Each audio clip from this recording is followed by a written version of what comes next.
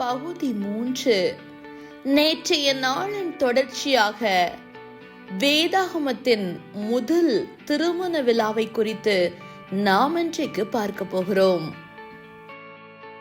ஆதாம் ஏவாள் இருவரும் இன்றைக்கு கர்த்தரின் முன்பாக உடன்படிக்கை செய்து கொள்கிற ஒவ்வொரு திருமண ஒப்பந்தத்திற்கும் முன்மாதிரியாக இருந்தனர்.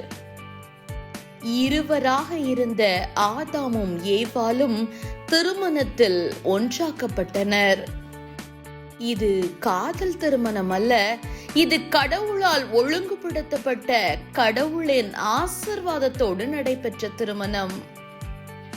சிலர் இன்றைக்கு தன் துணியை நாங்களே தேடிக்கொள்கிறோம் என்ற பெயரில் கர்த்தரின் ஆசீர்வாதம் இல்லாமலும் பெற்றோரின் விருப்பம் இல்லாமலும் அவ்விசுவாசிகளோடும் பொறுப்பற்ற வாழ்க்கை துணையோடும் இணைந்து தங்கள் வாழ்க்கையை அழித்துக் கொள்கின்றனர்.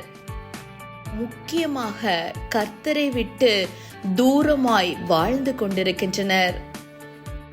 ஆதாம் ஏவாளை தேவன் அவனுக்கு கொடுத்த பரிசாக பார்த்தான். நாம் ஒவ்வொருவரும் நம் வாழ்க்கை துணையை கர்த்தர் கொடுத்த பரிசாக பார்க்கிறோமா? ஆதாம் ஏவாளை தன் ஏற்ற துணையாகவும் தனக்கு சமமானவளாகவும் பார்த்தான்.